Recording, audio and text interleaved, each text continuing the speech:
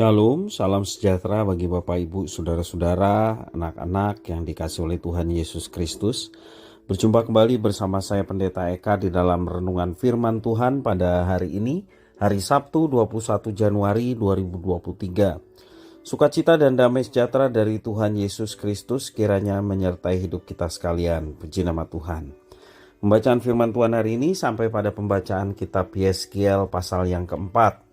Kiranya firman Tuhan memberkati kita sekalian.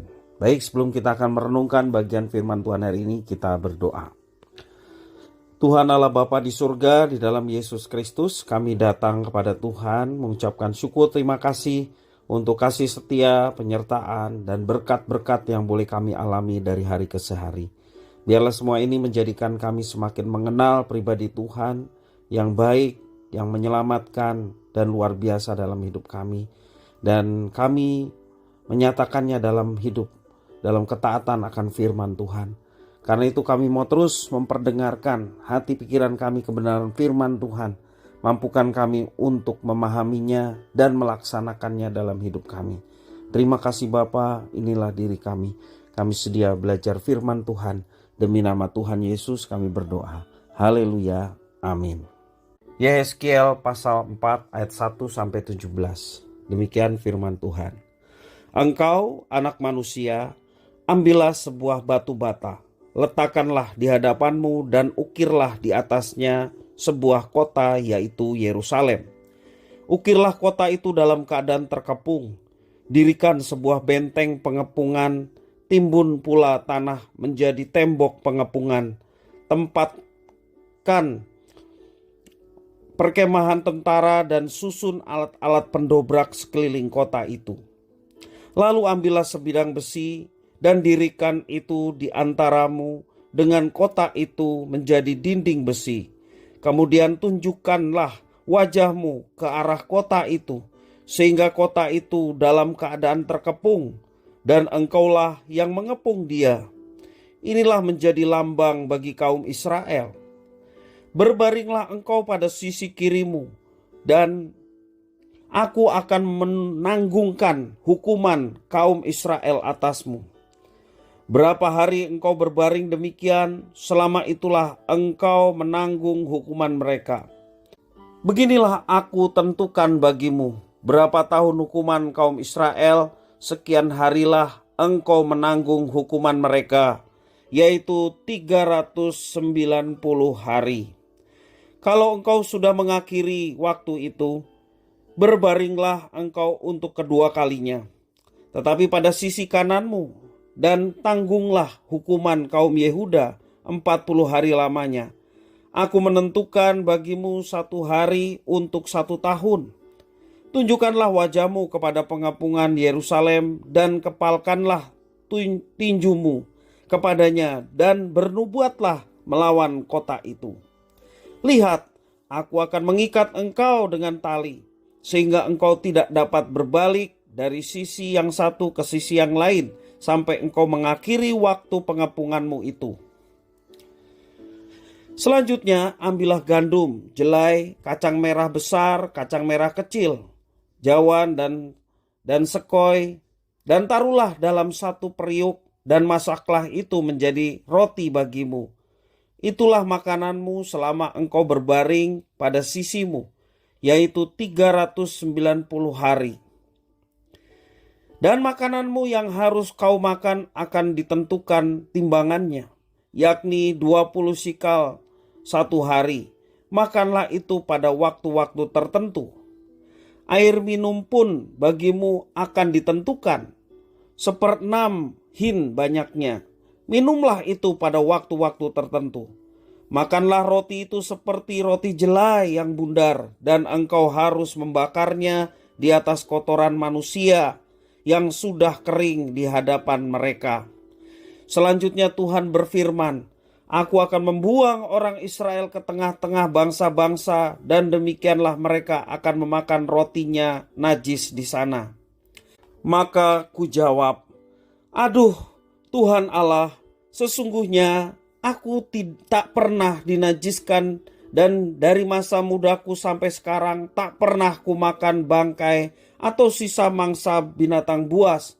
lagi pula tak pernah masuk ke mulutku ini daging yang sudah basi. Lalu firman-Nya kepadaku, lihat, kalau begitu aku mengizinkan engkau memakai kotoran lembu, ganti kotoran manusia, dan bakarlah rotimu di atasnya.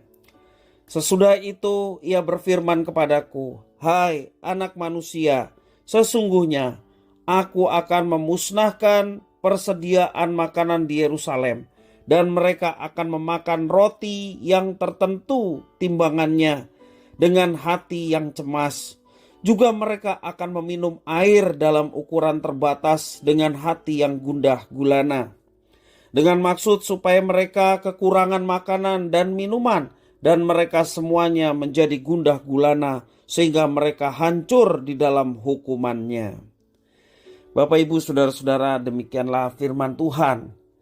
Yeskiel telah melihat kemuliaan Tuhan, dan akhirnya tiba saatnya untuk menyampaikan peringatan Tuhan atas kaum Israel.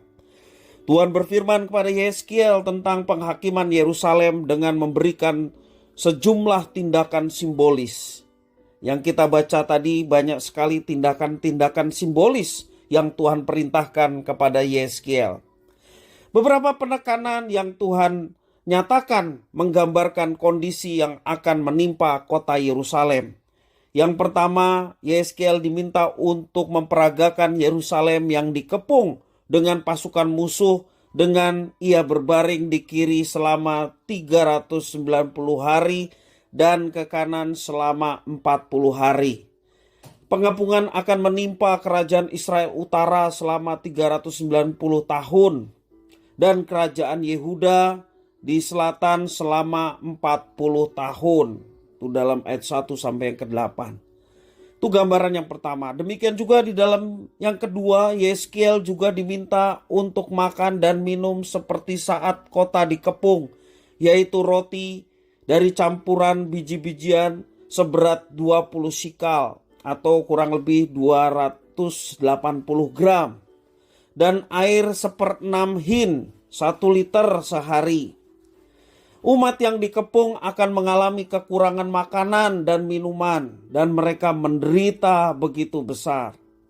Dan juga dan yang ketiga, gambaran yang Tuhan berikan melalui Yeskiel. Yeskiel disuruh membakar roti itu di atas kotoran manusia. Suatu kenajisan besar bagi orang Israel, apalagi bagi Yeskiel. Karena itu ia memohon supaya ia tidak hidup dalam kenajisan, dan Tuhan memperbolehkan dan membakar rotinya tidak dengan kotoran manusia, tetapi di atas kotoran lembu.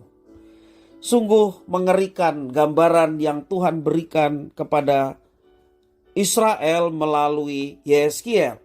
Dan semua ini memperlihatkan dahsyatnya bagaimana penghakiman Tuhan atas umat yang telah dipilih, tetapi mereka menjadi pemberontak-pemberontak Tuhan. Ketika Yerusalem diserang dan penduduknya menderita, itulah saat Tuhan sendiri menghukum umatnya. Hal ini sangat penting karena sesungguhnya umat Tuhan hidup dalam pemberontakan, sehingga mereka mengalami kejatuhan dan kesombongan mereka hancur di bawah penghukuman Tuhan. Bapak, Ibu, saudara-saudara yang dikasihi oleh Tuhan, mungkin kita berpikir bahwa Tuhan lebih beranugerah dalam masa perjanjian baru karena ia tidak lagi menghukum umatnya seperti perjanjian lama. Mereka dibuang, mereka dihukum, dan lain sebagainya. Mungkin kita berpikir demikian. Namun hal ini seharusnya menyadarkan kita bahwa semakin besar anugerah Tuhan, makin tinggi standar yang Tuhan tuntut bagi setiap umatnya. Jika umat Israel yang menerima hukum Taurat saja dihukum dengan begitu berat, apalagi umat Allah yang baru yang telah menerima perjanjian baru, yakni Injil Yesus Kristus. Penghakiman yang sama yang seharusnya menimpa setiap orang yang memberontak pada Tuhan. Tetapi kita boleh mengalami anugerah yang sedemikian besar. Tuhan telah menebus dan menguduskan kita melalui Yesus Kristus. Oleh karena itu, janganlah kita memandang rendah dan meremehkan anugerah yang sedemikian besar yang telah Tuhan nyatakan kepada umat Allah yang baru, yakni gereja Tuhan. Mari kita bersyukur atas setiap anugerah dan kita mau menjalani kehidupan sesuai dengan rencana dan kehendak-Nya. Jangan kita menjadi pemberontak-pemberontak yang menyakiti hati Tuhan. Karena Tuhan telah menebus kita. Menebus bukan untuk terus hidup di dalam dosa. Menebus bukan kemudian kita hidup bebas. Karena toh dosa saya telah ditebus yang lalu, sekarang, dan yang akan datang. Sehingga kita hidup bebas. Bukan untuk itu. Tuhan menebus kita untuk kita menjadi pelaku-pelaku firman. Maka dijulukinya lah gereja Tuhan, garam dan terang dunia. Supaya kita bermanfaat, supaya kita berfaedah, sehingga sedapat mungkin banyak orang tersesat boleh menerima jalan keselamatan di dalam Yesus Kristus. Untuk itulah Tuhan menyatakan anugerah yang sedemikian besar. Jangan kita menjadi pemberontak-pemberontak. Jangan kita menjadi pelawan-pelawan yang sesungguhnya kita tidak berdaya untuk melawan Allah. Tetapi mari kita menjadi penurut-penurut firman Tuhan. Karena dengan demikian kita boleh menyenangkan hati Tuhan dan hidup kita boleh terus mengalami penyertaan Tuhan yang menyertai, mendatangkan berkat bahkan mujizat dalam setiap kehidupan orang percaya. Jangan menjadi pemberontak. Mari kita dengar-dengaran firman Tuhan. Mari kita menjadi pelaku-pelaku firman dalam setiap kehidupan kita setiap hari. Kiranya firman Tuhan memberkati kita sekalian. Kita berdoa. Tuhan Allah Bapa di surga, terima kasih atas firman-Mu. Kalau kami hidup dalam dosa, tetapi kami belum mengalami penghukuman seperti Israel, Tuhan masih memberikan kesempatan untuk kami bertobat dan kembali kepada Tuhan. Terima kasih ya Tuhan atas firman Tuhan yang mengingatkan kami kembali untuk tidak mensia-siakan hidup kami dengan hidup terus memberontak pada Tuhan. Selagi kesempatan ini masih ada, kami mau bertobat dan berbalik kepada Tuhan dan terus belajar mengerti kehendak Tuhan serta melaksanakannya dalam hidup kami setiap hari. Terima kasih Bapa, inilah diri kami. Kami sedia untuk menjadi pelaku-pelaku firman. Demi nama Tuhan Yesus kami berdoa. Haleluya. Amin.